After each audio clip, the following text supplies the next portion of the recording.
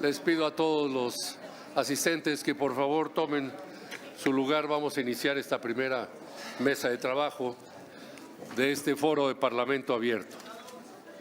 Y pues como ya nos hizo el honor de inaugurarlo la presidenta de la mesa directiva de la Cámara de Senadores, vamos a proceder para desarrollar la primera mesa en materia de subcontratación, cuyo tema principal está relacionado con el régimen de responsabilidad y sanciones.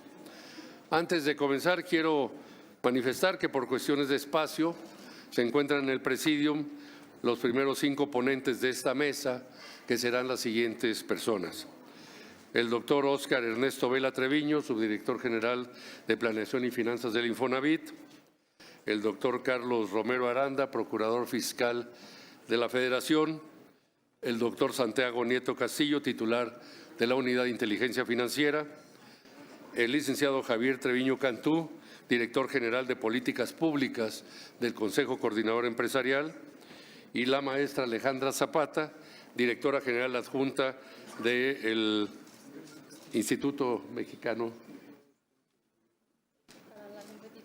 para la Competitividad.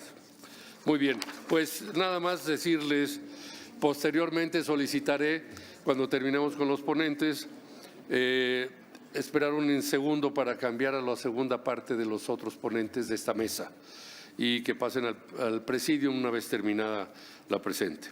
Entonces, para comenzar con esta mesa, daré la semblanza de cada uno de los ponentes, no sin antes recordarles y pedirles, por favor, que por el respeto al programa, al tiempo, son 5 mesas de trabajo que se van a desarrollar, hay muchos ponentes y participantes de todos los sectores, fueron invitados, como dije anteriormente, todas las cámaras y dirigentes empresariales dedicadas a esta actividad, los dirigentes sindicales nacionales, los más importantes del país, académicos, especialistas en derecho laboral, y les pedimos ajustarse a 5 minutos de su participación para expresar lo más esencial y sus sugerencias o propuestas o ideas que tengan relacionadas con este tema. Entonces, en primer lugar, le voy a ceder la palabra al doctor Óscar Ernesto Vela. Nada más quiero hacer una breve semblanza, es decir, es el subdirector general de Planeación y Finanzas del Instituto Nacional del Fondo Nacional de la Vivienda para los Trabajadores, el Infonavit, es licenciado en Economía del ITAM y doctor en Economía por la Universidad de Chicago. Sus áreas de especialización son finanzas públicas y macroeconomía. Su carrera pública incluye diferentes posiciones, así es que pues le damos la más cordial palabra y le cedo la palabra al doctor Ernesto Vela Treviño. Muchas gracias, senador, y muy contento de participar en este foro, en estos trabajos, en este tema que es central para el trabajador en México, es central para todos los institutos de seguridad social. Y es un tema que voy a aprovechar ahorita mi espacio, estos minutos que tengo, para compartir un par de reflexiones de la magnitud y del impacto que puede tener aterrizar bien estos trabajos y aterrizar los cambios legislativos que sean necesarios, y luego la coordinación entre las instituciones que sean necesarias para ser eficaces y lograr los objetivos que queremos. ¿De qué tamaño es o la implicación de hacer bien este trabajo? Y déjenme ponerlo en el contexto que se está hablando en esta semana de la urgente necesidad de reformar el sistema de pensiones, y se está hablando y está en medios y está también en la agenda esta necesidad imperante de incrementar las cuotas de contribución para que todos los trabajadores alcancen una mejor tasa de reemplazo y para que tengan a la salida una pensión más digna. Bueno, yo les digo, después de 10 años de estudiar estos temas y de trabajar en temas relacionados con esta problemática, que aterrizar bien un cambio en la fiscalización y en la focalización y corregir el outsourcing negativo al que se está haciendo referencia, en gran medida puede abonar a que el impacto o la necesidad de aumentar cuotas de seguridad social sea menor. De ese tamaño es estos trabajos, y en lugar entonces de aumentar al triple o por lo menos al doble las cuotas de seguridad social, una buena reforma en materia de outsourcing puede imponer una menor carga impositiva del lado de las cuotas que necesariamente se tienen que aumentar Pero no es lo mismo aumentar las cuotas cuando hay una evasión y una ilusión agresiva por parte del sector productivo que hacerlo cuando todos están pagando lo que tienen que estar pagando. ¿Y a qué se refiere entonces ya pensando en los derechohabientes y pensando también en la gente que está trabajando en la formalidad, adscrita a una empresa con cierto nivel salarial y esperando del lado del Infonavit a poder tener acceso a un crédito de vivienda? Significa que si una persona tiene un buen registro y su salario está efectivamente bien registrado y se hacen bien sus pagos de cuotas de seguridad social, pues en lugar de esperar 2 años en promedio para adquirir su primer crédito hipotecario y tener acceso a su primera vivienda, pues las personas entonces tardan no 2 años, sino 6 años. Y luego viene quizás lo más importante. En el Infonavit, una persona cuyo salario está bien registrado, cuya contribución está bien pagada a lo largo del tiempo y que tiene un crédito con nosotros, se tarda en promedio 14 años en pagar un crédito hipotecario. Es una carga financiera para las familias, pero es un tiempo promedio estándar, tanto en el Infonavit como en el resto del sistema financiero. Pero cuando hay outsourcing, cuando la persona se da de alta y de baja de la formalidad, cuando su salario también tiene una volatilidad importante porque las estrategias agresivas de registro de salarios afectan la contribución y entonces la amortización de esos créditos, estos créditos o no se acaban pagando o se acaban pagando hasta en 26 o 27 años. Y si eso añadimos que los créditos del Infonavit, 2/3 partes de los créditos que otorgamos en el Infonavit fueron originados con esta mecánica de indexarse a la inflación o al salario mínimo, pues alguien cuyo salario está mal registrado paga mucho menos a lo largo de la vida de este crédito, con mucha mayor volatilidad, y también incide en que la cartera vencida y el eventual incluso abandono de estas viviendas se vuelva un problema. Entonces, la destrucción de valor para la persona, en ingreso que no va a recibir a la hora de la salida por pensión, en patrimonio que no va a lograr acumular porque no va a tener acceso a una vivienda, y si llega a tener acceso a una vivienda con un crédito hipotecario, en patrimonio que se puede destruir porque no la va a poder pagar y va a entrar en cartera vencida, y entonces toda su dinámica de protección social que le da este acceso a tener sus recursos de Infonavit se ve seriamente afectado. El cálculo de esto, la implicación de esto para los trabajadores es de lo que estamos hablando cuando estamos buscando una corrección que sea eficaz y que sea focalizada y que se concentre en atacar con precisión esta elusión, esta evasión y estas prácticas agresivas de subcontratación ilegal. Un segundo elemento que me gustaría compartir con ustedes en esta reflexión y en lo que nosotros esperamos desde el Infonavit y en coordinación con los otros institutos de seguridad social es que lo que aterrice de estos trabajos y eventualmente en alguna reforma debe privilegiar que pueda haber una muy buena coordinación entre las autoridades fiscales de seguridad social, entre el Infonavit, entre el IMSS, entre el SAT, entre la UIF, que si bien en los hechos, y es notable, y lo decía la secretaria del Trabajo hace un momento, en los hechos hemos realizado un trabajo bien coordinado que ya está dando frutos en este mismo año, es importante que quede debidamente regulado, que podamos tener esa coordinación, compartir la información que tenemos los distintos institutos y coordinar también las acciones de fiscalización para que no exista un arbitraje regulatorio o legal cuando iniciemos estas acciones y para que podamos ser más eficaces y muy precisos en combatir precisamente el outsourcing. Nosotros en el instituto administramos 60 millones de cuentas individuales de todas las personas que alguna vez trabajaron en la formalidad o activamente están en la formalidad. Tenemos el registro de 22 millones de registros laborales a nivel nacional. La mayoría concentrados en dados de alta con salarios entre 1 y 3 salarios mínimos. El IMSS tiene una base de información que es similar, que de hecho es la misma, y trabajamos de manera coordinada para hacer la cobranza de estos contribuciones de seguridad social. La coordinación entre IMSS y nosotros, pero además con el SAT, además con la UIF, y notablemente a partir del año pasado con la Secretaría del Trabajo con visitas de inspección focalizadas y puntuales para detectar el outsourcing negativo, es lo que tiene que quedar habilitado con una homologación también en los textos legales que corresponde a cada una de las instituciones, la ley del Instituto del Infonavit, la ley del IMSS, etcétera, para que nuestras acciones también tengan ese blindaje de poder actuar con mucha precisión y también protegiendo al sector productivo. Estamos hablando aquí de atacar lo que ya se dijo muchas veces en la sesión anterior, poniendo alusiones de colesterol bueno o malo, o de selecciones de fútbol tramposas o no tramposas. Está muy claro lo que queremos atacar. Queremos atacar a las empresas que sabemos que producen mucho valor, al menos por lo que se reporta en ingresos, pero que cuando uno llega a visitarlas tienen 4 empleados registrados a nivel nacional.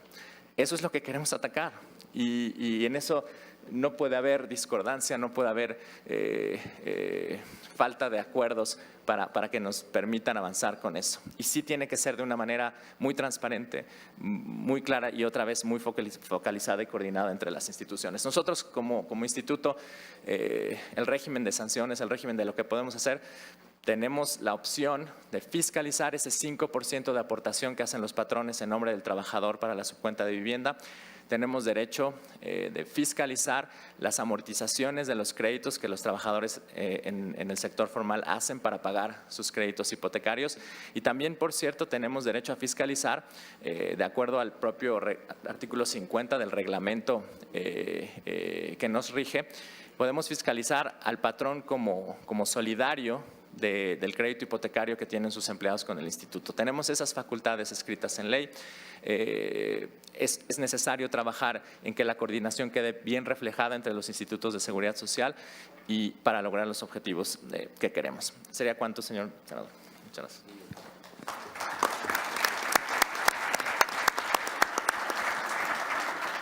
Muchas gracias al doctor Óscar Ernesto Vela Treviño. Voy a ceder la palabra ahora al licenciado Héctor Barba García, no sin antes mencionar que Héctor Barba es un abogado postulante, es licenciado en Derecho por la Universidad de Guadalajara, es abogado laboralista de México con una muy amplia trayectoria en asesoría sindical y con participación en destacados hechos trascendentales en la vida gremial del país durante todas estas últimas décadas. Muchas gracias, licenciado. Tiene la palabra, por favor.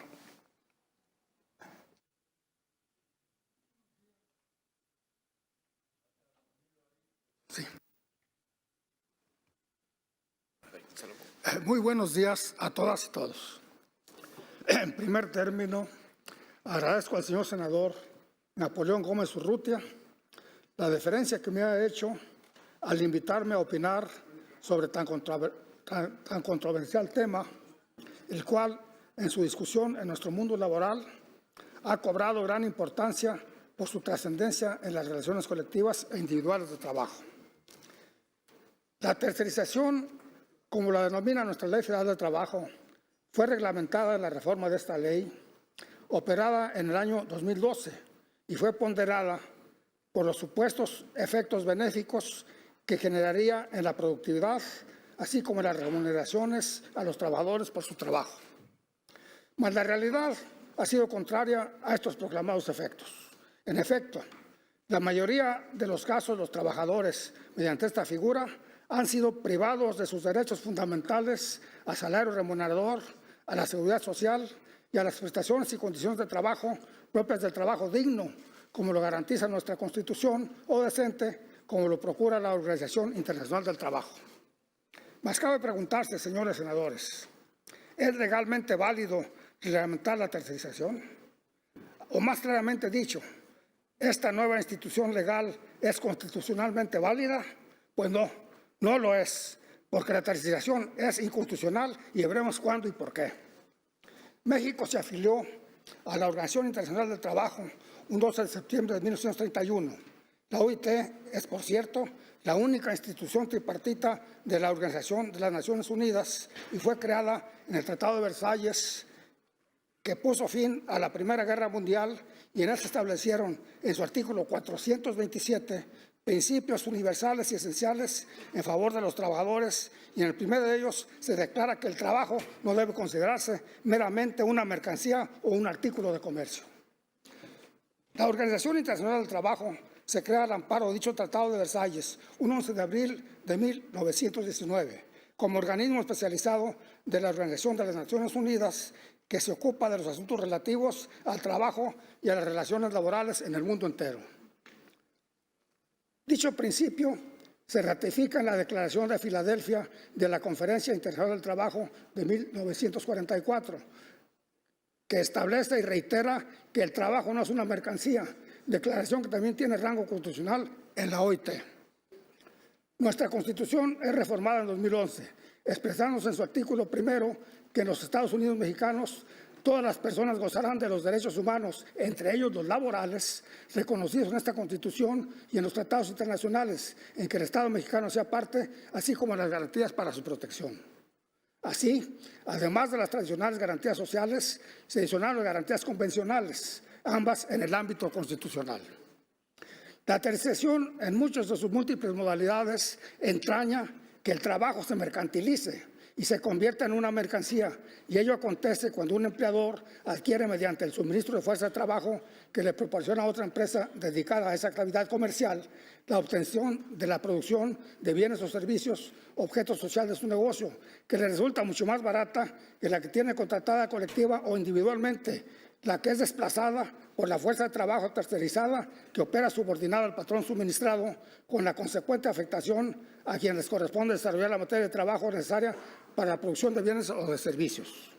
De todo esto se infiere que la subcontratación, cuando entrañe comercialización de fuerza de trabajo subordinado en favor de otro patrón, esta nómina figura en la ley es inconstitucional y puede reclamarse ante las autoridades federales en materia de amparo, quienes deberán decidirlo así al estar debidamente soportado en los argumentos legales vertidos, aunque eso no es asegurable, porque el litigante propone y las autoridades disponen conforme a su criterio. Por tanto, esta Cámara de Senadores debe esmerarse en su oficio legislativo al dictaminar y decidir sobre la iniciativa en comento.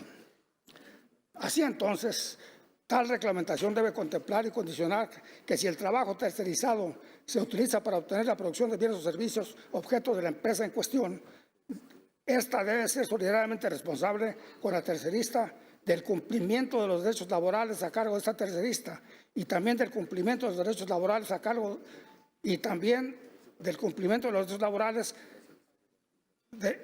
y los derechos vulnerados a su fuerza de trabajo.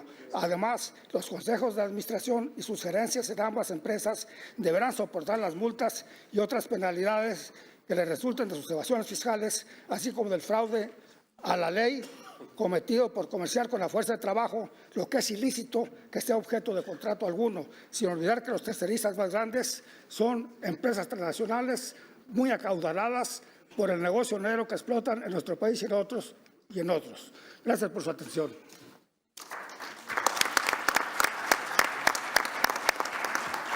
Muchas gracias, licenciado Héctor Barba García. Ahora voy a ceder la palabra al doctor Carlos Romero Aranda, mencionando también que él es el Procurador Fiscal de la Federación, es doctor en Derecho Tributario por la Universidad de Salamanca, España. Se ha desempeñado como abogado postulante en litigio fiscal y administrativo desde 1995. En 1999 se incorporó a la Secretaría de Hacienda y Crédito Público como director de amparos contra leyes de la Procuraduría Fiscal de la Federación, de la cual hoy es el titular. Bienvenido, doctor Carlos Romero, tienes la palabra. Muchas gracias por la invitación.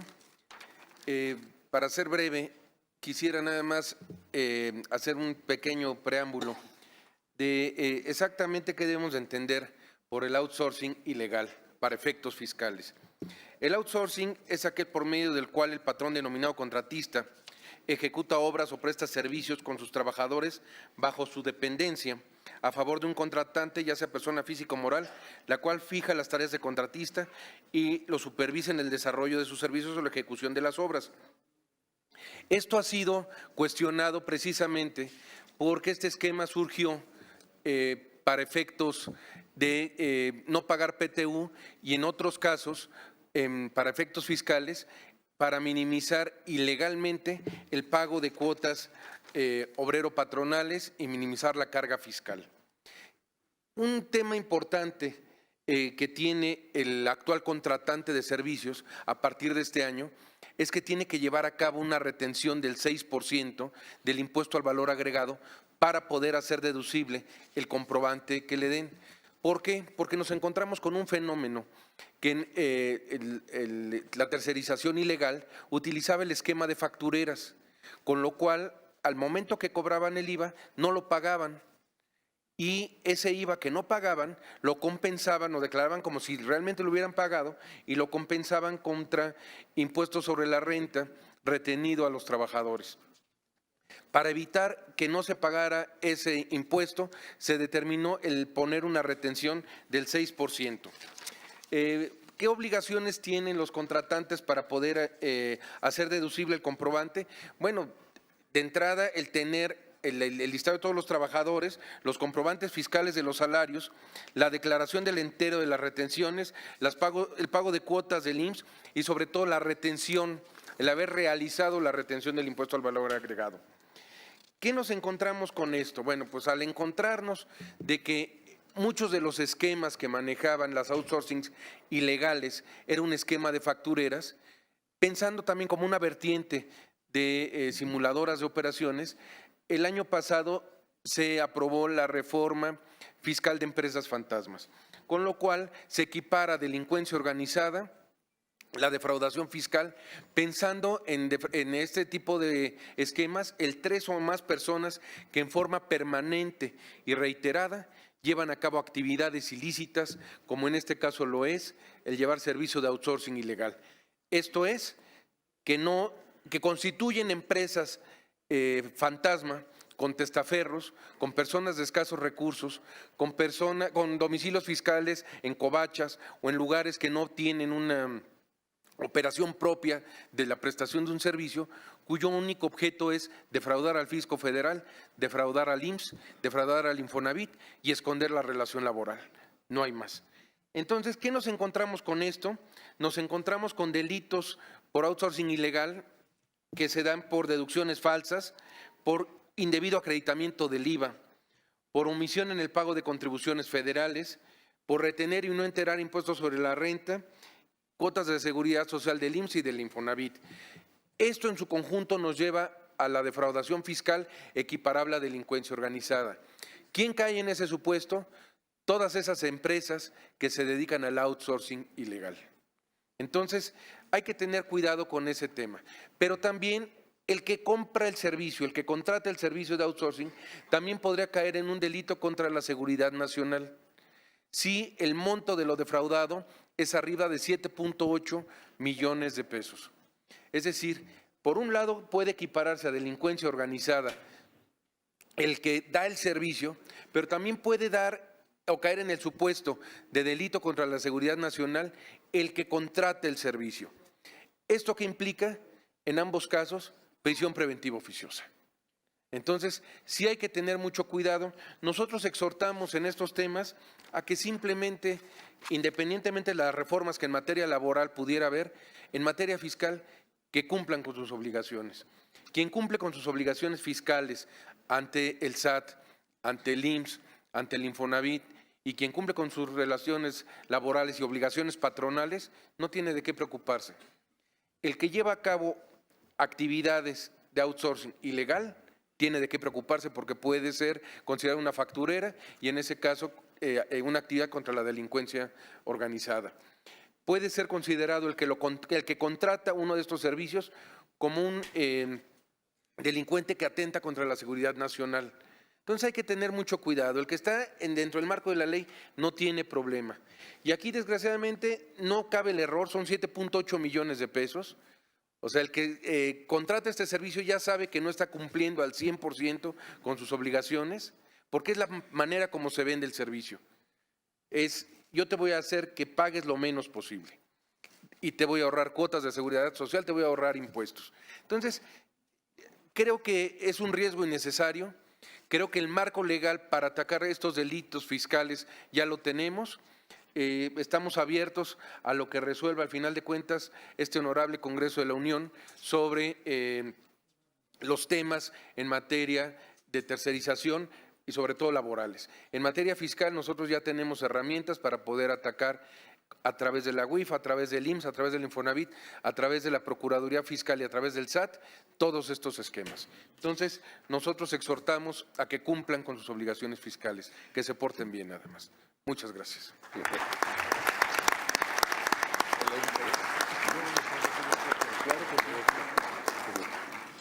Muchas gracias, doctor Carlos Romero Aranda, por la claridad y la verdad, lo profundo de este análisis.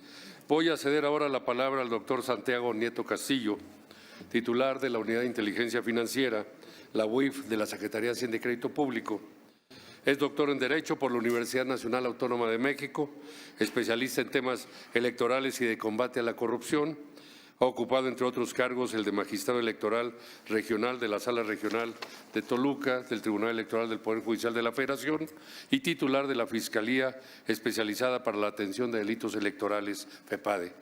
Tiene la palabra el doctor Santiago Nieto. Muchas gracias, senador. Nuevamente, buenos días a todas y todos. Muy honrado de estar en este ejercicio de Parlamento abierto en el Senado de la República. Lo que, un poco siguiendo la tónica de lo que se había planteado, es en la inauguración, es el plantear, creo que dos puntos respecto a cómo se tiene que actuar en el marco de un Estado social de derecho. Desde la perspectiva conceptual, la socialdemocracia implica, desde mi punto de vista, dos definiciones. La primera es una definición de carácter personal respecto a la libertad en el ejercicio de los derechos. Una perspectiva socialdemócrata pugnará por la libre decisión de las personas en temas relacionados con la interrupción legal del embarazo, con el matrimonio entre personas del mismo sexo, etcétera. Y por otro lado, la igual consideración hacia todas las personas que forman parte de la jurisdicción. Y esto implica una distribución equitativa de los recursos y una protección de los derechos de naturaleza social. El diagnóstico del cual estamos partiendo es un diagnóstico que genera la necesidad de revisar el marco normativo en temas de los derechos sociales. Como ya lo ha mencionado el Procurador Fiscal, en materia fiscal se ha avanzado de manera significativa para eliminar algunos de los fenómenos delictivos que se estaban percibiendo, y yo lo que vendría a plantear aquí sería el tema visto desde la perspectiva financiera. Quisiera plantear lo siguiente: tenemos tres fenómenos íntimamente relacionados que son problemas que existen en la práctica y que deben de combatirse desde los marcos normativos y desde el propio ejercicio de las facultades y competencias de los órganos del Estado mexicano. El primer tema tiene que ver con las empresas fachada. Todo el fenómeno de corrupción de la estafa maestra, tanto en Sedesol como en Sedatu como en Pemex, fue generada a partir del establecimiento de empresas que no cumplían con los perfiles transaccionales y a los cuales el Estado mexicano o estas instituciones contrataban para efecto de generar principalmente servicios de asesoría. La estafa maestra fue vía universidades, pero también encontramos ese mecanismo en Pemex. Y ese tema se relaciona directamente con otro problema que son las factureras. Según datos del Servicio de Administración Tributaria, las pérdidas eran por 324,000 millones de pesos anuales por la facturación simulada, y este fenómeno es un fenómeno que se relaciona también directamente con el siguiente elemento, que sería el outsourcing ilegal. Como mencionaba, los tres fenómenos se encuentran íntimamente relacionados, y en casos de outsourcing ilegal encontramos muchas veces empresas fachada que son constituidas para transferir a los trabajadores de la empresa que contrata el servicio de outsourcing ilegal con la finalidad de evadir impuestos y generar un menoscabo en los derechos sociales de los trabajadores. Ya hemos visto cómo la afectación del outsourcing ilegal impacta en los derechos sociales en cuanto a la pensión, la estabilidad de carácter laboral. El doctor Ernesto Vela ha hecho un planteamiento también respecto a la imposibilidad del pago de la adquisición de vivienda, por ejemplo. Se abarata la mano de obra, se lesiona la antigüedad en las empresas, hay problemas de evasión fiscal no se paga el reparto de utilidades, no se cumplen con las obligaciones de seguridad social y, bueno, en todo, y se registran salarios menores con el impacto que tiene esto en materia de atención de los derechos en materia de salud. Aparte de esto, yo había planteado en la inauguración, es necesario voltear a ver a los temas de corrupción. Si tenemos empresas fachada, más factureras, más outsourcing ilegal, evidentemente estamos en presencia de operaciones que implican lavado de dinero.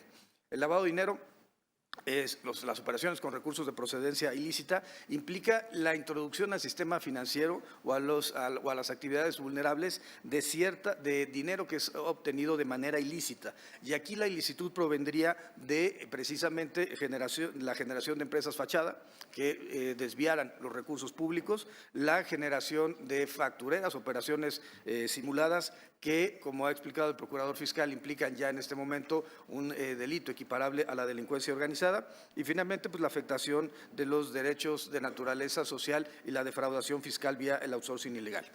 Al hacerse esta mecánica, da competencia a la Unidad de Inteligencia Financiera para poder desarrollar sus competencias.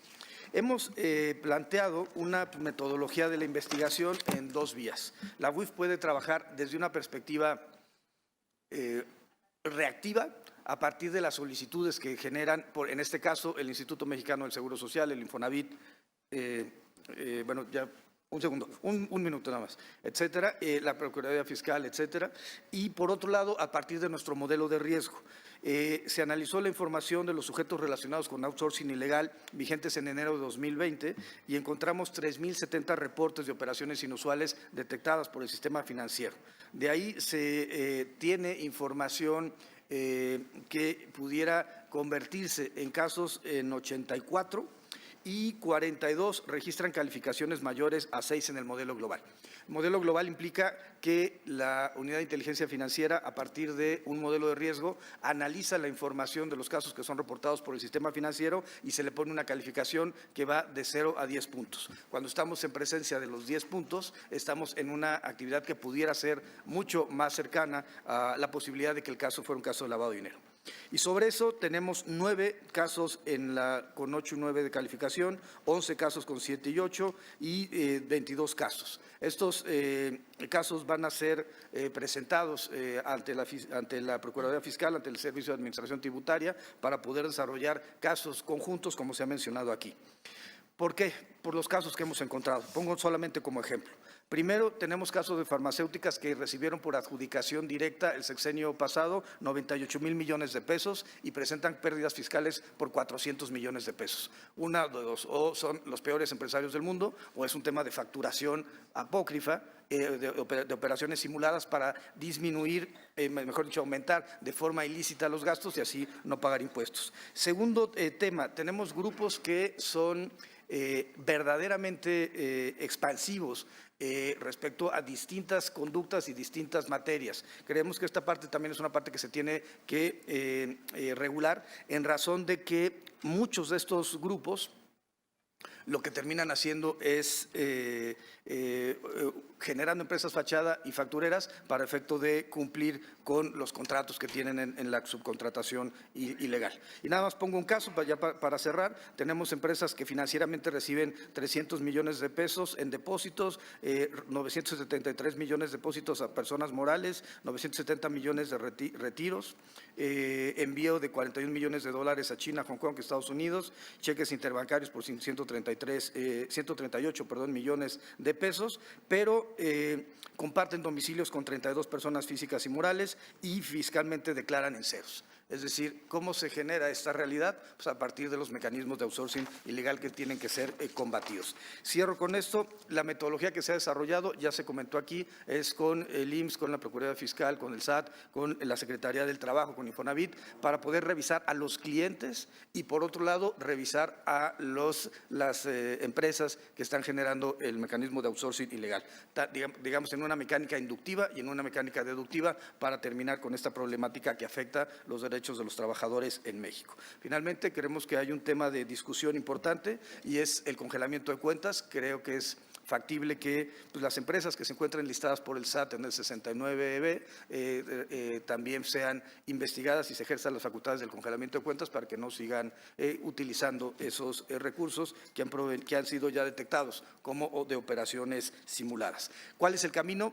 Se acabó la fiesta, se tendrá que regularizar. Este es el marco normativo y necesitamos avanzar en la protección de los derechos de los trabajadores. Muchas gracias.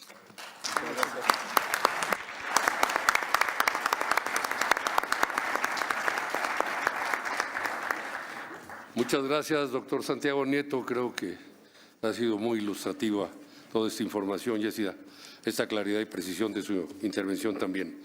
Voy a ceder la palabra ahora a la maestra Alejandra Zapata Ogel, directora general adjunta del Instituto Mexicano para la Competitividad, AC. Es licenciada en Políticas Públicas por la Universidad de Stanford y maestra en Responsabilidad Social por la Universidad de Anáhuac. Ha trabajado en el INCO desde el 2013 como investigadora y como directora de Innovación Cívica. Tiene usted la palabra, maestra. Muchas gracias. Muy buenos días a todos. Reconozco y celebro la voluntad del Senado de mantener una discusión abierta y propositiva y que rinda cuentas de una mejor regulación sobre una figura que es indispensable para generar empleo, ingreso y bienestar. Nos convoca esta mesa el desafío de dos lados de una misma moneda, una de abuso y simulación, pero también de oportunidad, formalidad e ingreso para millones de mexicanos. Esta legislatura tiene la gran oportunidad de hacer que la balanza se cargue hacia lo segundo. Como parte de mi intervención en este ejercicio de Parlamento Abierto, me gustaría retomar algunos de los hallazgos y propuestas principales de un diagnóstico que publicamos el día de ayer desde el IMCO con el propósito de contribuir a la discusión en materia de regulación de la figura de outsourcing en México. Inicio con un punto que, aunque puede parecer trivial, es importante señalar. Las prácticas de subcontratación de personal son una tendencia a nivel mundial. Esto se debe al hecho de que las empresas tienden a subcontratar cada vez más sus actividades no esenciales a proveedores de servicios especializados y a profesionales y a obtener beneficios asociados a estas prácticas. De acuerdo a la Confederación Mundial del Empleo, los servicios profesionales de negocios, que incluyen los servicios de reclutamiento y empleo de personal, son reconocidos hoy como uno de los principales creadores de empleo a futuro. México no es la excepción. Nuestro país no es ajeno a nuevas formas de organización productiva, tales como el outsourcing, que han modificado la dinámica bajo la cual funciona el mercado laboral a nivel mundial. Los servicios de subcontratación están presentes hoy, en mayor o menor medida, en todos los sectores en los que se clasifica la actividad económica nacional, así como en todas las entidades federativas y en la mayoría, 1,363 de 2,566 de los municipios del país. De acuerdo con la edición más reciente de los censos económicos del INEGI, en 2013, poco más de 3 millones de trabajadores especializados fueron empleados bajo el esquema de subcontratación. Anticipamos que cuando se actualicen los datos más recientes en un par de meses, esa cifra sea mayor. Estamos muy conscientes de que esta figura ha sido utilizada y aprovechada de manera absolutamente inadecuada por algunos para efectuar actos de simulación con el propósito de evadir el pago de impuestos, contribuciones o aportaciones de seguridad social. Esto en detrimento de los derechos de los trabajadores, la hacienda pública, el Instituto Mexicano del Seguro Social, entre otras instituciones de gobierno. Sin embargo, cuando esta práctica es implementada conforme a la ley, tiene el potencial de mejorar el acceso a trabajadores a oportunidades de empleo formal y, a su vez, impulsar la competitividad de México frente al mundo. La subcontratación, cuando se apega a la ley, no precariza el empleo.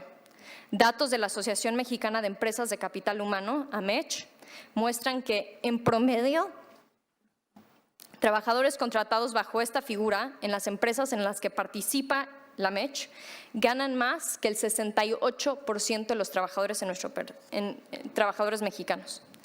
Dada la escala y la importancia de la subcontratación en México, la discusión de hoy se debe enfocar en el fortalecimiento y funcionalidad del marco normativo que los regula y la eficiencia de los mecanismos de control que existen para construir un sistema de subcontratación que proteja a los trabajadores y al mismo tiempo impulse la economía formal competitiva.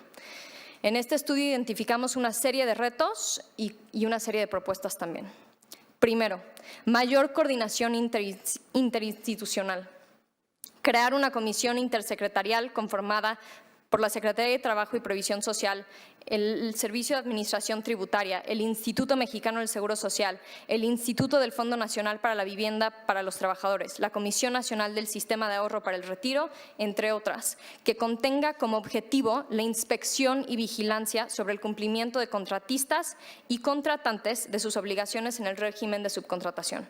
Esta comisión deberá crear un sistema interoperable de información con el objetivo de que puedan cruzar la información entre las distintas instancias y con ello mejorar sus funciones de inspección y vigilancia, inhibir y sancionar políticas indebidas por parte de personas físicas y morales que simulan dicho régimen o utilicen otros esquemas indebidos para evitar el cumplimiento de sus obligaciones laborales, fiscales y de seguridad social.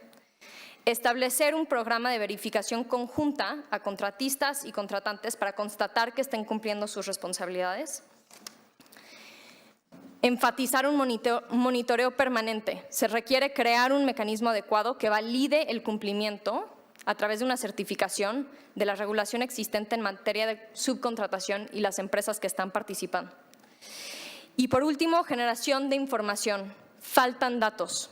Se propone incorporar en los cuestionarios de la Encuesta Nacional de Ocupación y Empleo, la ENOE del INEGI, una pregunta que permite identificar a los trabajadores contratados y proporcionados por una razón social distinta a la empresa en la que laboran. De esta forma va a ser mucho más fácil conocer y analizar las características ocupacionales y sociodemográficas de los trabajadores que participan en esta actividad.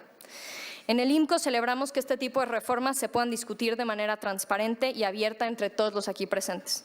Celebramos también la voluntad política de sancionar a quienes incumplen la ley.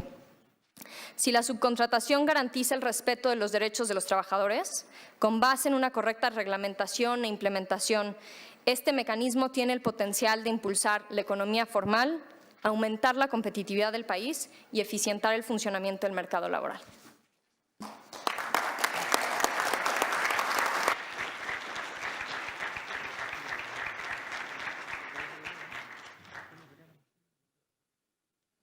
Muchas gracias, maestra. Y quiero cederle la palabra finalmente en esta primera ronda de participaciones en esta mesa de trabajo al licenciado Javier Treviño Cantú. Él es director general de Políticas Públicas del Consejo Coordinador Empresarial y viene en representación del licenciado Carlos Salazar. También es licenciado en Relaciones Internacionales por el Colegio de México. Se ha desempeñado en diversos cargos en el gobierno federal y el sector privado, tal como subsecretario de Cooperación Internacional de la Secretaría de Relaciones Exteriores. Tiene la palabra, licenciado. Muchas gracias, senador Napoleón Gómez Urrutia, por la invitación. Buenas tardes a todos. En el Consejo Coordinador Empresarial valoramos la celebración de este verdadero ejercicio de consulta y de diálogo social y contamos aquí sin duda con la presencia de diversas autoridades que han conformado recientemente un grupo de trabajo interinstitucional con el objeto de combatir justamente y erradicar la subcontratación ilegal. Y las vigorosas acciones de inspección laboral y las revisiones fiscales que llevan a cabo, además de proteger a los trabajadores y sus familias, benefician también a las empresas cumplidas que enfrentan competencia desleal por parte de quienes adoptan prácticas abusivas e ilegales. Además, con base en las severas disposiciones ya mencionadas aquí por el Procurador Fiscal de la reforma sobre delitos fiscales que ya se encuentra en plena vigencia, se pueden generar sanciones ejemplares para quienes incurran en estas prácticas ilegales. Ahora bien, la subcontratación legal ofrece, en cambio, una realidad muy diferente.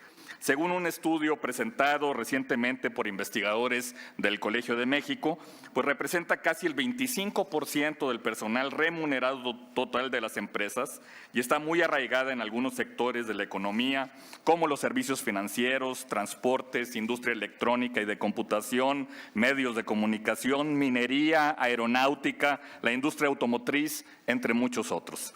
Esta realidad demuestra la necesidad de los empresarios de contar con prácticas modernas que son comunes en todo el mundo y que favorecen a los empleados y colaboradores de las empresas, así como la productividad, la innovación organizativa, la capacitación y la disponibilidad inmediata de personal técnico especializado.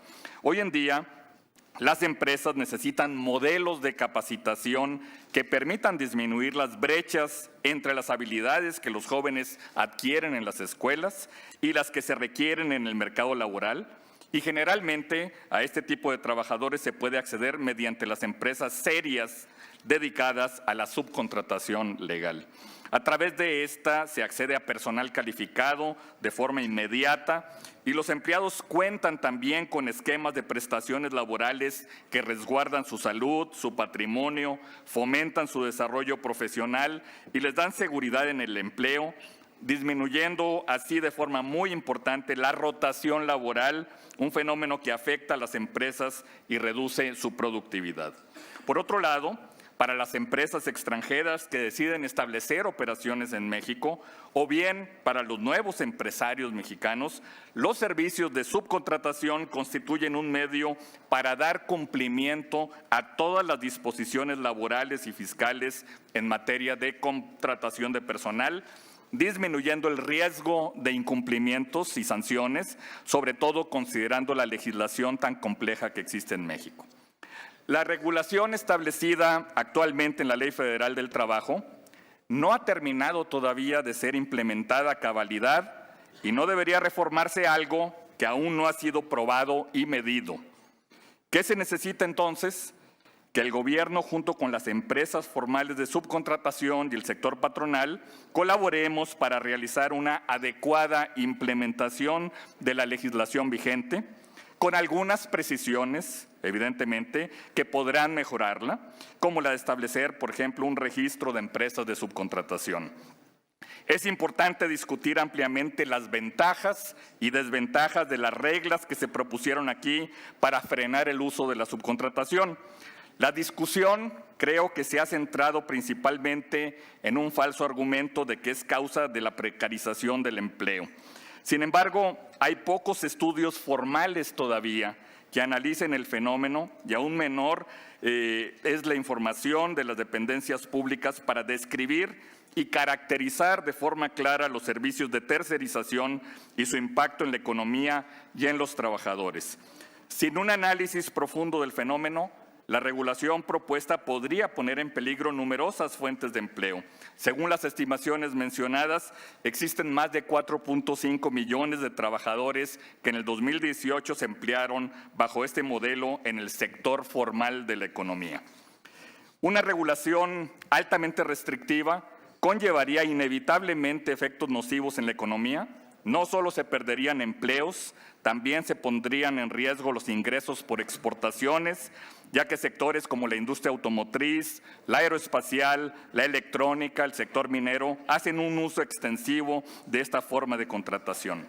En suma, consideramos que más allá de realizar una reforma al marco regulatorio laboral actual, es importante que tanto la Secretaría del Trabajo y Previsión Social como el Instituto Mexicano del Seguro Social cuenten con los medios y atribuciones suficientes para realizar una adecuada supervisión y combatir la subcontratación ilegal, cuyas prácticas, además de establecer condiciones que precarizan el empleo, se convierten en medios de evasión o elusión fiscales. Cuando se apega a la ley, la subcontratación garantiza, sin excepción, todos los derechos laborales y de seguridad social de los trabajadores, así como el cumplimiento de las obligaciones fiscales. Exhortamos por eso a la Cámara de Senadores a abordar esta discusión con responsabilidad y tomar en cuenta las opiniones de los sectores afectados que aquí se presenten. Muchas gracias.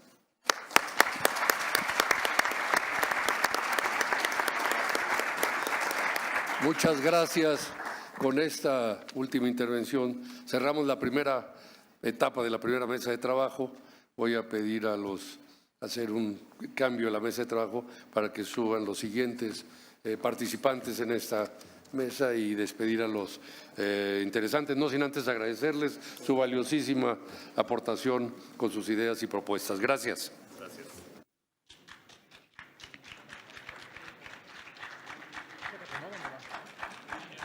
Ya en esta, presidente.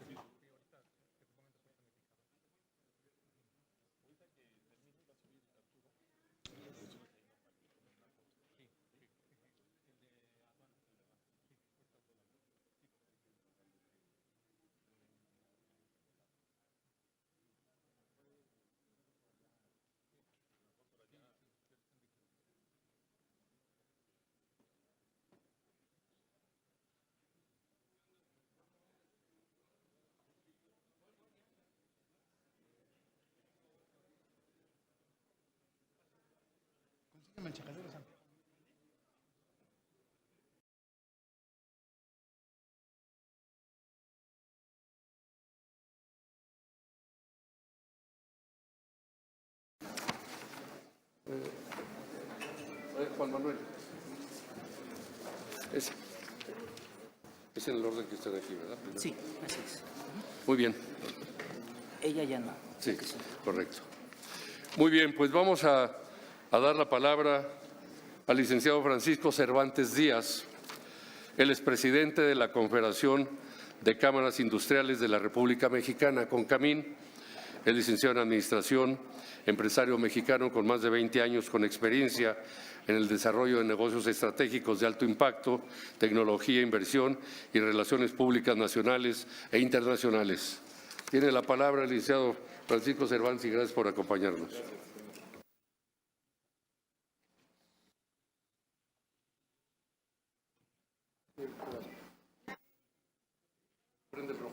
¿Ya? Gracias. Antes que nada, muchas gracias, senador, nos saltó el género. Es que no ha sido senador o diputado, se le olvida. Pero es un empresario distinto. Muchas gracias, señor Napoleón, por la invitación y saludo con afecto a todos los senadores, asistentes y a los medios de comunicación. Empezaré por decir que la Confederación de Cámaras Industriales CONCAMIN compartimos la preocupación e interés por eliminar los esquemas ilegales de subcontratación identificados como outsourcing ilegal, que genera un menoscabo en los derechos de los trabajadores y debilidad financiera en las instituciones de seguro social y en las finanzas públicas, y adicionalmente es una competencia desleal para la industria. Asimismo, reconocemos los diversos esfuerzos legislativos que se han llevado a cabo para combatir este problema. Entre ellos, la realización de un Parlamento abierto en julio del 2019, en el cual estuvimos presentes y actuantes, y en el que ahora participamos, lo que demuestra la apertura por parte de los legisladores a los diversos planteamientos y preocupaciones externados desde nuestra organización. ¿Qué esperamos sean atendidos? Al respecto, es menester señalar la figura de subcontratación necesaria que permite hacer frente en condiciones competitivas y a los retos que representa la globalización, que requiere, entre otros aspectos relevantes, la flexibilidad en la contratación. Bajo este marco, las empresas estarán en posibilidad de generar mayores oportunidades de trabajo formal, en mejores condiciones y con salarios y prestaciones adecuadas y, desde luego, con seguridad social. La generación de empleos formales debidamente remunerados generan estímulos positivos para desalentar que los trabajadores se vean obligados a contratarse bajo mecanismos de subcontratación ilegal, en el que, de acuerdo con cifras del INEGI, actualmente existen 4.2 millones de trabajadores, cifra a la que habría que sumar la de la informalidad.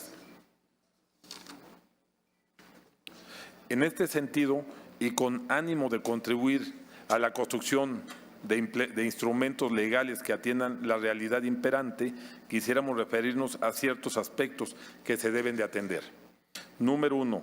Es necesario atacar las prácticas de elusión y evasión fiscal a través de la implementación de las distintas leyes vigentes. Número 2. Si bien el registro de empresas de subcontratación es un elemento novedoso que ha puesto en la mesa por algunos interlocutores, se tiene que buscar a través del diálogo social, que no se convierta en un instrumento que se use para legitimar actividades ilegales. Número 3. En el ámbito de sus respectivas responsabilidades, es necesario que las autoridades correspondientes apliquen estrictamente la Ley Federal de Trabajo y la Ley del Seguro Social y las leyes fiscales, entre otras, para inhibir prácticas ilegales y no solo para generar actos de molestia a las empresas visibles que cumplan con sus obligaciones. Número 4. Sobre regular la subcontratación necesaria, generaría mercado para las empresas de subcontratación ilegal, considerando el gran número de micro y pequeños empresarios que hay en el país, que enfrentan enormes barreras para cumplir con la excesiva normatividad. Adicionalmente, esto se sumaría a los elementos que han venido generando una constante caída de los componentes que integran el índice de confianza empresarial, que de acuerdo con los datos de INEGI, entre el tercer trimestre del 2019 y enero del 2020, ha tenido un decremento de 4.4 puntos porcentuales, aunado a la reducción del 1% de las expectativas del crecimiento del Producto Interno Bruto estimado por el Banco de México, y lo que ello implicaría para la economía y la creación de empleo en nuestro país. En tal sentido, la Confederación de Cámaras Industriales compartimos la postura de la Presidencia de la República y la Secretaría del Trabajo y Previsión Social en cuanto a que el marco legal vigente es suficiente, claro y robusto, y que cuenta con instrumentos necesarios para resolver y desalentar prácticas ilegales en materia de subcontratación, mediante su aplicación inteligente e irrestricta. Así las cosas. Estamos convencidos que se debe identificar a quienes utilicen la figura de subcontratación ilegal en el decremento de los trabajadores, del fisco, de la seguridad social y que sea utilizada como un instrumento de competencia desleal. Por lo anterior, hacemos un llamado respetuoso al Pleno del Senado que considere que es mediante el cumplimiento de la ley y no creando más normas como se puede conseguir el ejercicio de los derechos y el cumplimiento de las obligaciones definidas perfectamente en las leyes federales del trabajo y de seguridad social vigentes. Se debe dar la oportunidad a la implementación de las modificaciones aprobadas al Código Fiscal, a la Ley de Delincuencia Organizada y a la Ley de Seguridad Nacional de la Federación, que generen herramientas para que la autoridad vigile y sancione a quienes han venido defraudando al erario público, afectando a los trabajadores y a los patrones del país. Abonemos a la competitividad y al Estado de Derecho a través de la implementación de esta ley. Ya me pasé. Tenía otro reforma porque yo se respetó el tiempo. Muchas gracias, senador. Muchas gracias a todos ustedes. Gracias.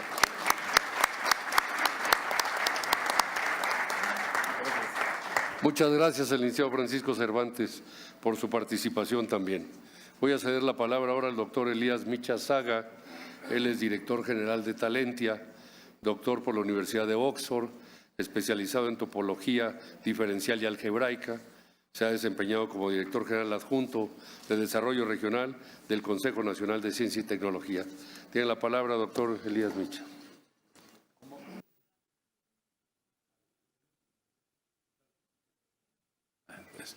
Muchas gracias. Muy buenos días a todos los participantes de este Parlamento abierto en materia de subcontratación.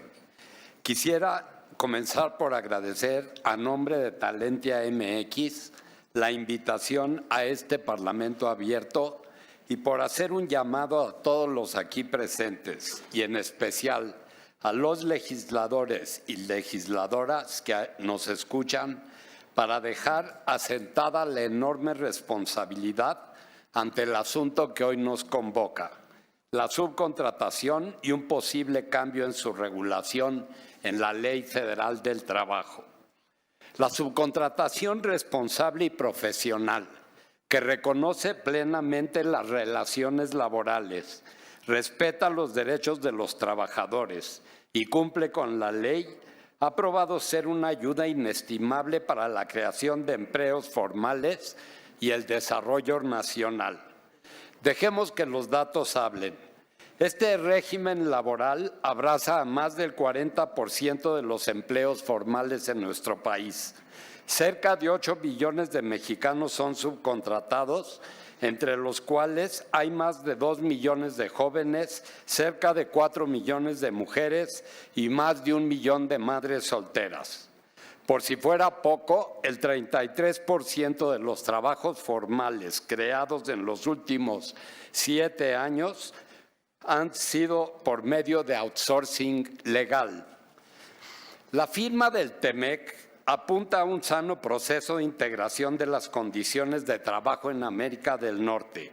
Nuestros socios comerciales de la región utilizan intensivamente el outsourcing y el staffing. En el mundo, el valor del mercado de subcontratación asciende anualmente a más de 100,000 millones de dólares y cuando menos 200 millones de personas son subcontratadas. México no puede darle la espalda a un modelo que ha servido para que los países más desarrollados aumenten su productividad, incorporen nuevas tecnologías y multipliquen las redes económicas internacionales. Todos sabemos que México atraviesa una grave crisis de creación de empleos y altísimos niveles de informalidad.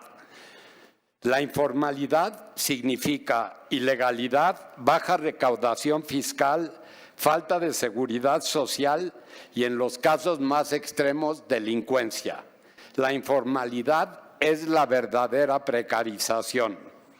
En coincidimos plenamente con el presidente de México, Andrés Manuel López Obrador, con la secretaria del Trabajo, Luisa María Alcalde, en que no es necesario hacer modificaciones a la ley vigente, sino que debemos asegurar su cumplimiento. La ley es suficientemente robusta. Efectivamente, dentro de la subcontratación hay comportamientos ilegales con los que debemos acabar y castigar, aunque cabe señalar que estos no son exclusivas de la tercerización y se presentan con más frecuencia en la contratación ordinaria, como lo son la evasión fiscal y el subregistro de los trabajadores ante el Instituto Mexicano del Seguro Social. Además, la ley ya define la subcontratación y fija sus límites y sus alcances. Corresponde a los poderes ejecutivos y judicial asegurar que se respeten las leyes y que se sancionen las actividades ilícitas. Para ello, el Ejecutivo Federal ha instrumentado un sistema coordinado de inspección. La Secretaría del Trabajo, el Seguro Social, la Unidad de Inteligencia Financiera, el SAT y la Procuraduría Fiscal de la Federación están uniendo esfuerzos para fiscalizar por primera vez a quienes se dedican y usan la subcontratación y para castigar a quienes incumplen con la ley. Como doctor en matemáticas puedo afirmar que la colaboración interinstitucional, el cruce de datos y el uso de tecnología inteligente, aunados a la miscelánea fiscal 2020, como ya mencionó el procurador fiscal, la ley de defraudación fiscal y la reforma laboral del 1 de mayo de 2019 son capaces de terminar con las malas prácticas laborales. En Talentia MX tenemos evidencia de que debido a la implementación de estas acciones durante el año pasado, han cerrado una gran cantidad de empresas que operaban en la ilegalidad. Es indispensable dar tiempo para evaluar prudentemente los resultados de estas políticas públicas. Un segundo nada más, un minuto. Si se insiste en modificar la Ley Federal del Trabajo, una alternativa responsable sería la creación de un padrón nacional de empresas de subcontratación que fácticamente homologaría los términos de la tercerización, erradicaría los abusos, neutralizaría las empresas ilegales y desleales y limpiaría la imagen de este modelo. Tenemos que dejar atrás cualquier iniciativa que busque acabar de manera punitiva con la subcontratación. Un paso en falso podría desestabilizar el precario equilibrio de nuestra estructura laboral. La pregunta que hoy nos convoca y la directriz que deben seguir en todo momento los legisladores puede resumirse en la siguiente fórmula: cómo optimizar e impulsar la subcontratación responsable y profesional para que siga contribuyendo al desarrollo económico y social. Muchas gracias.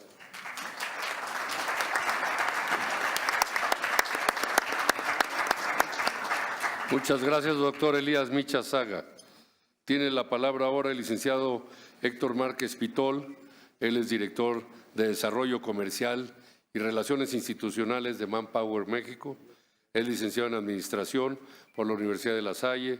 Se ha desempeñado como director general regional de Sara Lee y director de ventas, cuentas clave y trade marketing en Allied Domecq.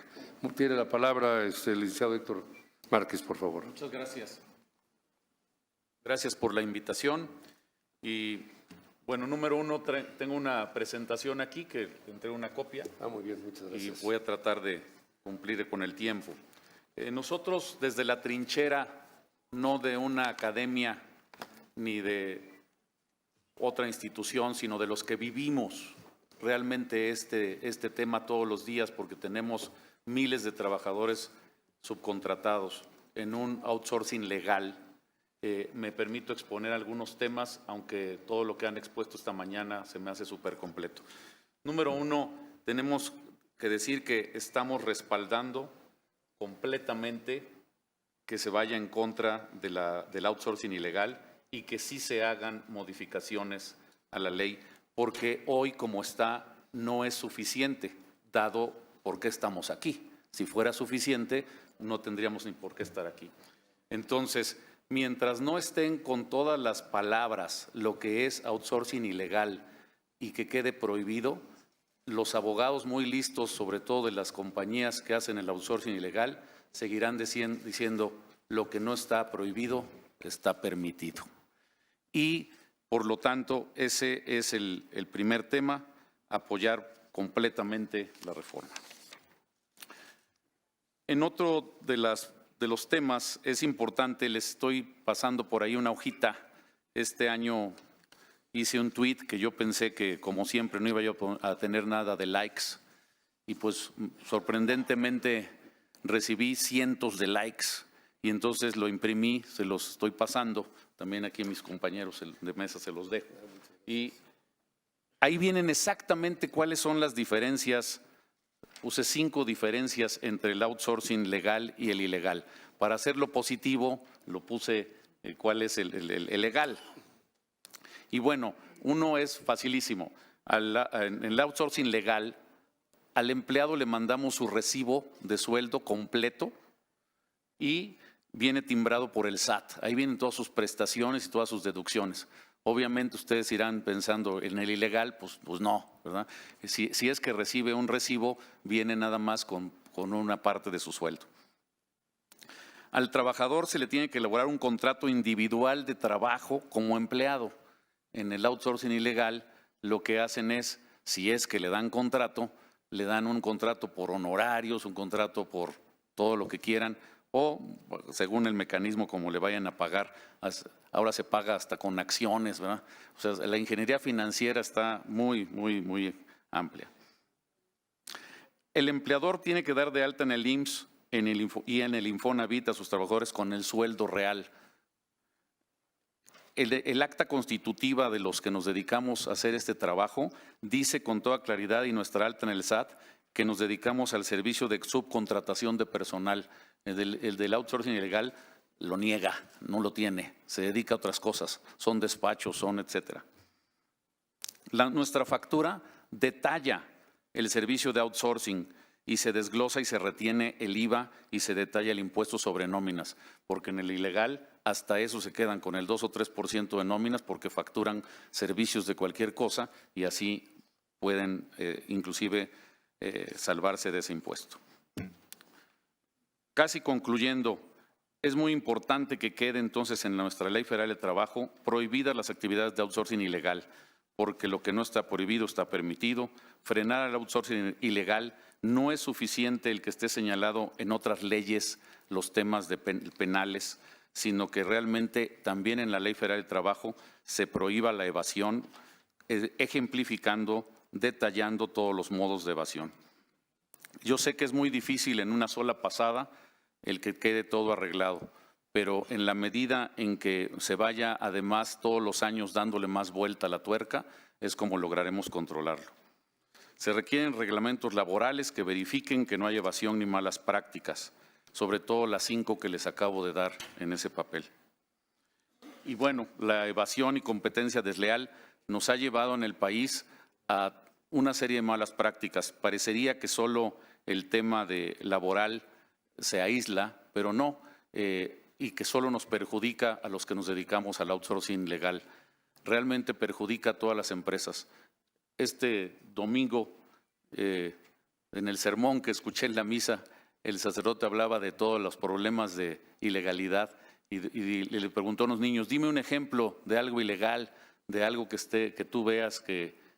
Él dijo, pues los chetos. Y entonces todo el mundo pues, despertamos y nos ve como que los chetos. Sí, porque hay chetos legales y chetos ilegales.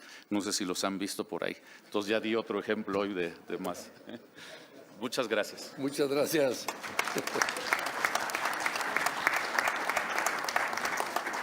Un buen ejemplo de un niño mexicano. Gracias, licenciado Héctor Márquez. Voy a ceder el uso de la palabra ahora al licenciado Lauro Sol Orea. Él es vicepresidente de la Asociación Latinoamericana de Abogados Laboralistas, licenciado en Derecho por la Facultad de Derecho de la UNAM, especialidad en Derecho Procesal Laboral por el Instituto de Especialización de la Junta Local de Conciliación y Arbitraje de la Ciudad de México, presidente de la Asociación Nacional de Abogados Democráticos del año 2007 a 2010 y vicepresidente de la Asociación Latinoamericana de Abogados Laboralistas del 2017 a la fecha. Tiene la palabra el licenciado Lauro Sol. Muchas gracias, señor senador. Es un honor tener la oportunidad de expresar algunas opiniones respecto a este dictamen. Y antes debo confesar que también soy presidente de una Junta de Conciliación y Arbitraje. O sea, he sido juzgador. Antes fui gerente de Relaciones Laborales de Telmex, donde me tocó controvertir a mi querido amigo Héctor Barba, abogado del Sindicato de Telefonistas.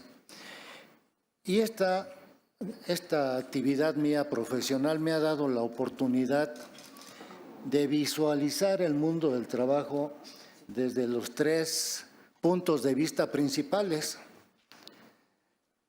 El día de hoy quiero decirles que me dio mucho gusto que finalmente escuché que existe el consenso para entrarle a reglamentar bien el fenómeno de la subcontratación. No sé si, como dice alguien, tengo otros datos, pero yo escuché aquí a las autoridades decir que están a favor de que esta reforma, que esta reglamentación puntual se lleve adelante. Y no podría ser de otra manera. Como bien dijo Héctor Barba, nosotros fuimos educados en un tipo de derecho laboral con Mario de la Cueva, con Trueba Urbina, que partía de los principios constitucionales del 17.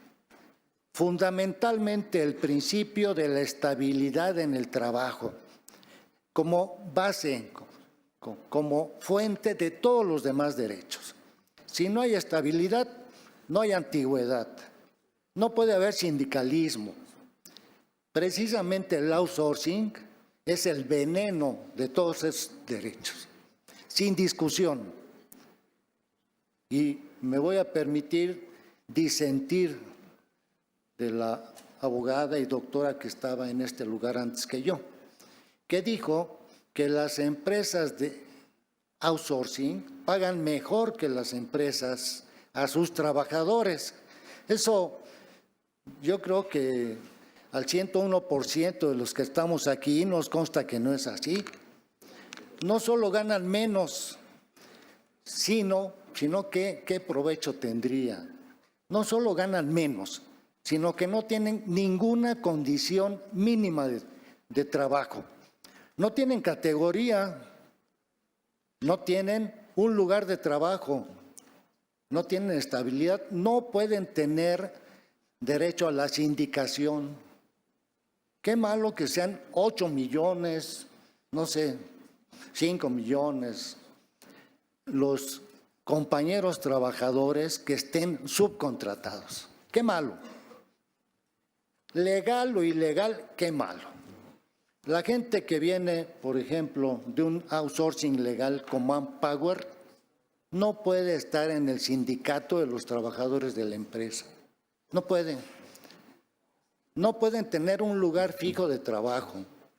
Nos pueden mandar de Ecatepec a Xochimilco de un día para otro. No pueden tener condiciones mínimas que establece la Constitución.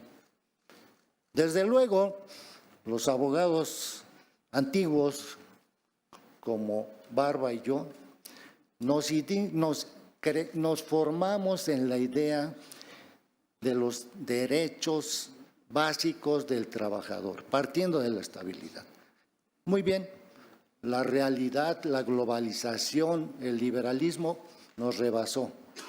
Ya hay subcontratación, cosa que en la ley que se reformó en el 12 no había subcontratación, ni había toda esa gama de contratos temporales a prueba, que para capacitación, para ver si le caes bien al patrón, etcétera. No existía eso. Todo el trabajador tenía derecho a la estabilidad, es decir, a la base. Muy bien, qué bueno que esta iniciativa se haya dictaminado y que vaya para adelante. Y qué bueno que se tenga claro quiénes están incurriendo en delitos. La iniciativa no está creando delitos, no es cierto. Que no se asusten los patrones. No se están creando nuevos delitos, ni se están ampliando las penas. El que comete defraudación fiscal lo comete. El que evade, el que simula, el que factura, ya está tipificado. Esta iniciativa sanamente está definiendo claramente cuáles son las conductas que implican un ilícito penal.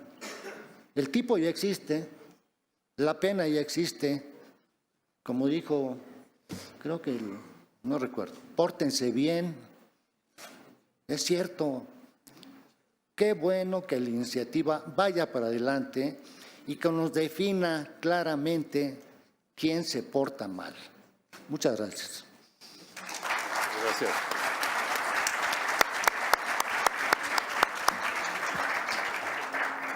Muchas gracias por su intervención, licenciado Lauro Solorea. Voy a ceder ahora la palabra al último participante en esta mesa de trabajo, al licenciado Marco del Toro Carazo. Él es abogado postulante, abogado penalista, egresado de la Universidad Panamericana, ha ocupado diversos cargos directivos en la Barra Nacional de Abogados y el Colegio de Abogados. Así es que tiene usted uso de la palabra, licenciado Marco del Toro. Muchas gracias.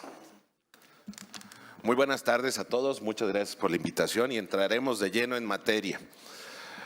He estado escuchando con mucha atención a los que precedieron en el uso de la palabra y desde luego analicé con detalle la propuesta de decreto que emanó de la Comisión del Trabajo de este Senado de la República.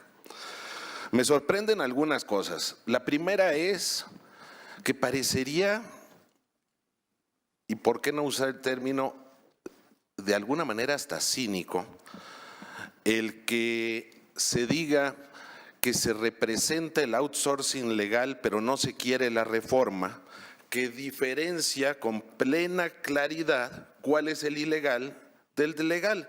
Si yo estoy del lado del legal, pues no tendría ninguna necesidad ni preocupación de que se hiciera la reforma. Esta es una reforma necesaria. ¿Y por qué es necesaria? Es necesaria porque se tiene que precisar con claridad que el outsourcing, que es un anglicismo, significa fuente externa.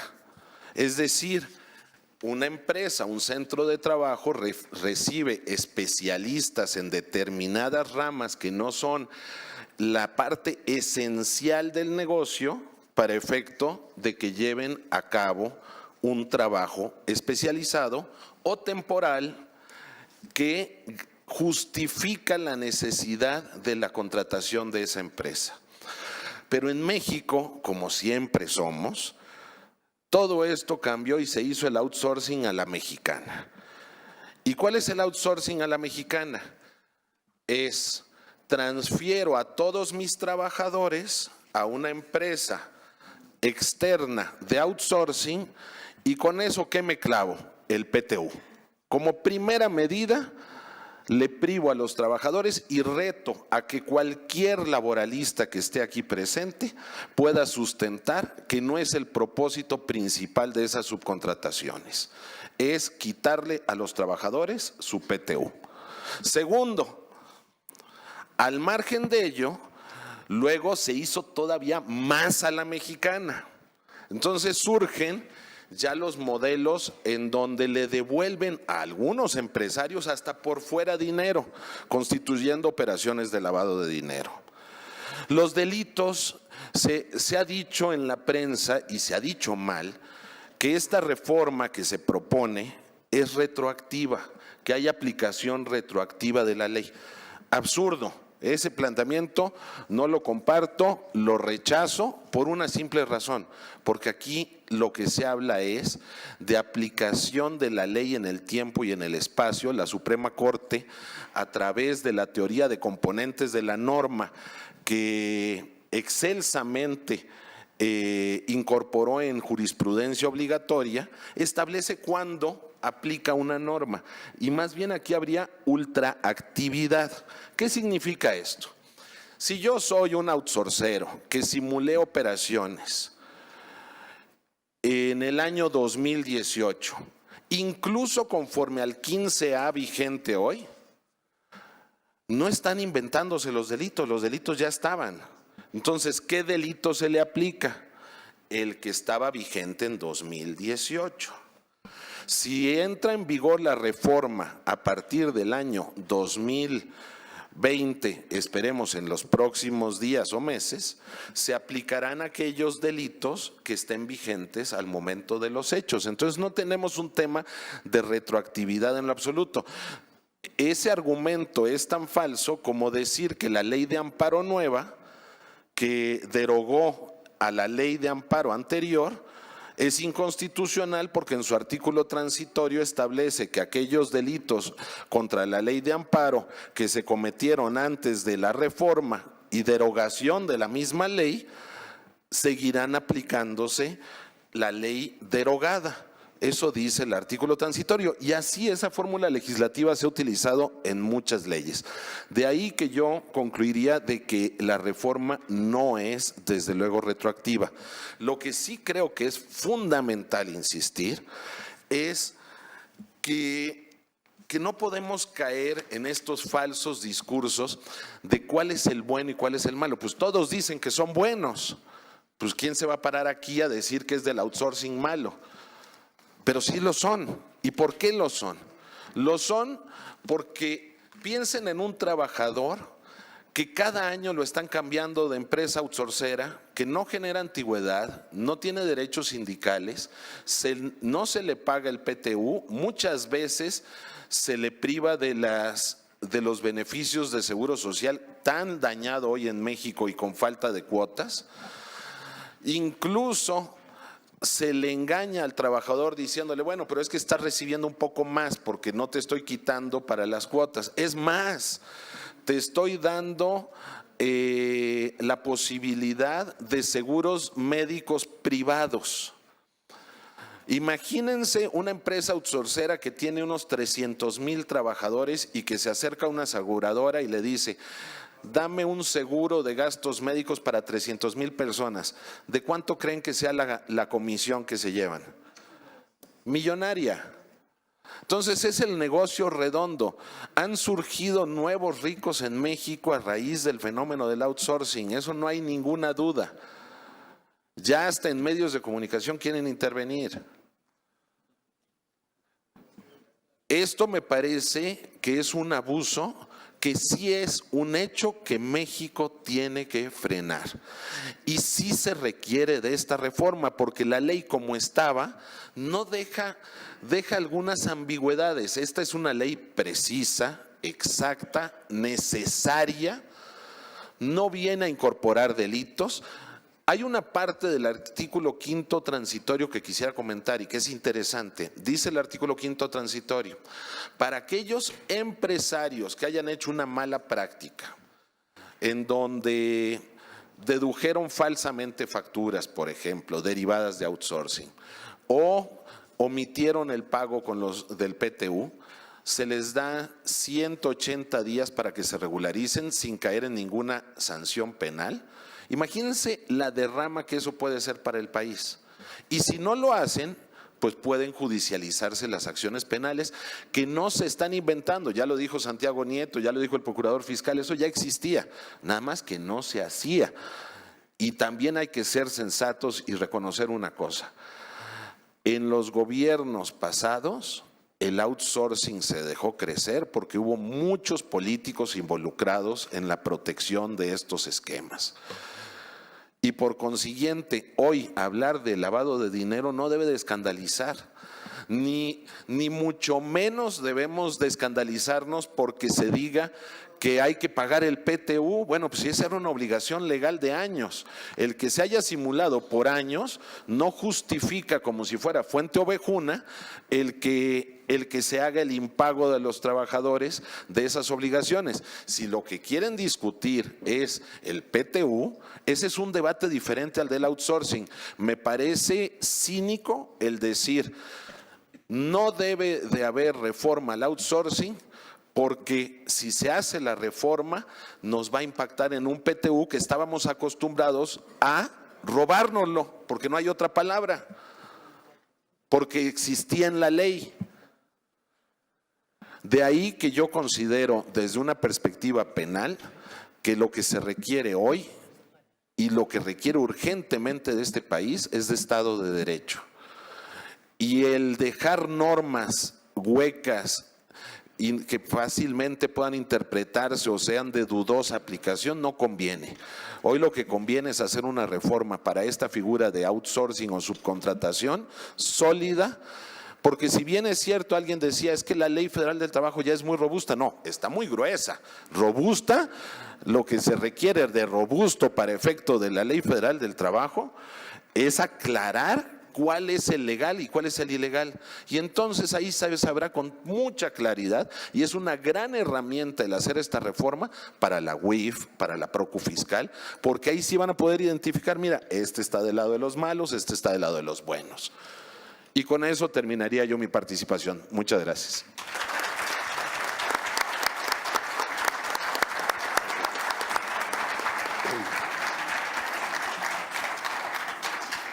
Con la intervención del licenciado Marco del Toro, concluimos esta primera mesa. Yo nada más a manera así muy resumida quisiera agradecer la valiosa intervención de las y los ponentes que estuvieron antes y ahora, así como de todas y todos los presentes, a esta primera mesa del Parlamento abierto en materia de subcontratación. Sin duda son discusiones muy enriquecedoras. Asimismo, cabe destacar que estas ponencias son de suma importancia, toda vez que es momento de definir una serie de mecanismos y lineamientos generales que puedan guiarnos en la regulación óptima de las condiciones laborales justas y dignas. Y adelantarnos incluso a cambios que se puedan presentar en el mundo del trabajo. Por tanto, se deben de adquirir compromisos específicos, los tiempos adecuados para autorregularse, corregirse, para la modernización de las estructuras laborales en materia de subcontratación, que encaminen hacia nuevos objetivos de equilibrio y justicia social, y analizar la posibilidad de crear programas en beneficio del sector laboral de nuestro país, para lo cual resulta importante resaltar la existencia de un régimen de responsabilidad y sanciones en materia de subcontratación cuando existan actos de simulación. Máxime cuando los casos de violaciones a los derechos laborales aumentan diariamente. Y esto resulta aún más preocupante al considerar que las empresas que acuden a esta práctica son precisamente aquellas que carecen de una adecuada regulación y que no guardan responsabilidades frente a las personas trabajadoras, específicamente las que operan bajo el régimen de subcontratación ilegal. Para concluir, quiero señalar que con todo esto que hemos estado haciendo, con todo este día de discusiones, de mesas de trabajo, de las aportaciones de todas y todos los participantes, vamos a impulsar instrumentos que garanticen mejores condiciones laborales para las personas que se encuentren bajo este régimen o modalidad de contratación, con el firme compromiso de reconocer y asegurar sus derechos laborales, reforzando las medidas para erradicar la subcontratación ilegal, así como fortalecer aquel que reúna los requisitos previos en la Ley Federal del Trabajo. Muchas gracias a todos y damos 5 minutos para cambiar a la siguiente mesa de trabajo que va a conducir y dirigir la senadora Patricia Mercado.